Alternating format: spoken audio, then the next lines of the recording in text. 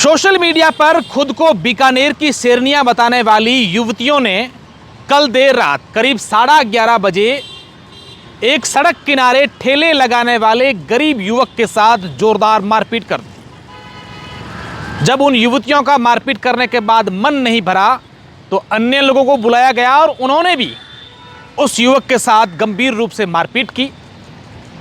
जब उस युवक के साथ मारपीट हो रही थी तो उसके पास उसकी मां खड़ी थी, उस युवक की मां खड़ी थी।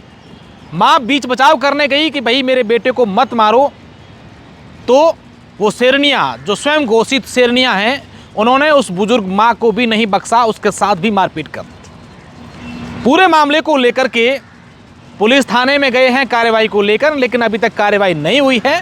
तो ऐसा सुनने में आ रहा है कि उसकी मां ने जो है वो धरना देना शुरू कर दिया है। वो कह रही है कि मैं धरने पर बैठ जाऊंगी। दरअसल कौन है ये बीकानेर की स्वयं घोषित शेरनियां जो खुद को शेरनियां कहती हैं लेकिन काम गीदड़ों से भी बुरे करती है।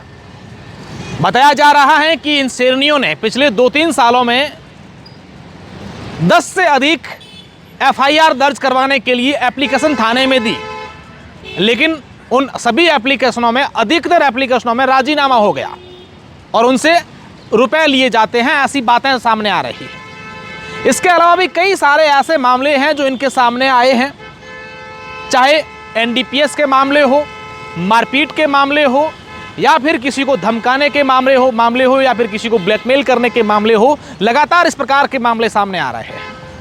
अब मैं उन दोनों के नाम नहीं लूँगा, ना ही उनके फ़ोटो यूज़ करूँगा, क्योंकि आपको पता ही है कि आजकल तमाम प्रकार की एक्टिविटीज़ ये लोग करते हैं, फिर उसी को ब्लैकमेल करते हैं। तो इसमें आप समझ गए होंगे कि मैं किन बीकानेर की शेरनियों की बात कर रहा हूँ, जो खुद को बताती तो शेरनियाँ हैं, लेकिन एक गरीब के साथ, एक युवक के साथ इस प्रकार की मारपीट करना, खुलेआम सड़कों पर चलकर के लोगों को डराना, धमकाना। सड़क पर जब चलती हैं तो कोई पास में साइड से भी लेके गुजरता है तो उसको धमका देते हैं।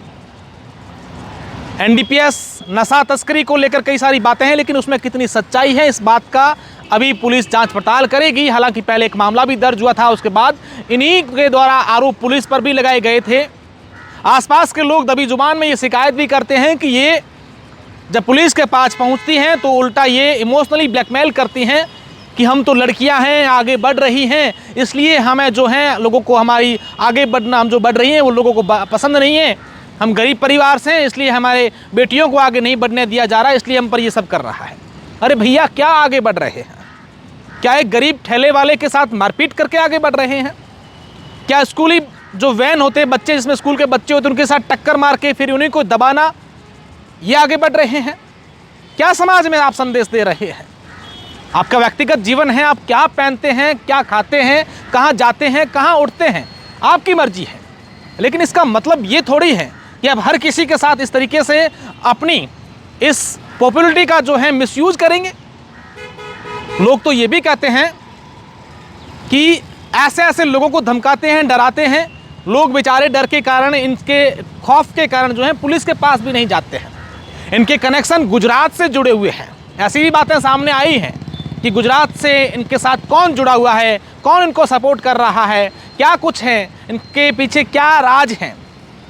जब जब इनके खिलाफ किसी ने आवाज़ उठाई है तो उनके खिलाफ मुकदमा दर्ज हुआ है, चाहे वो सोशल एक्टिविस्ट था या इनसे समाज से जुड़ा हुआ कोई व्यक्ति था, या फिर इस प्रकार की जो है अनैतिक गतिविधियां, इस प्रकार की गंदगी जो फैल रही थी, फूरता फैल रही थी, इसके खिलाफ अगर किसी ने आवाज़ उठाई तो उनके खिलाफ भी मामला दर्ज हो गया। अब लिहाजा इस पूरे मामले को लेकर पुलिस बड़ी इस बार गंभीर है। पुलिस का कहना है कि इस बार तो इस गंदगी को पूरी तरीके से मिटाकर ही रहेंगे।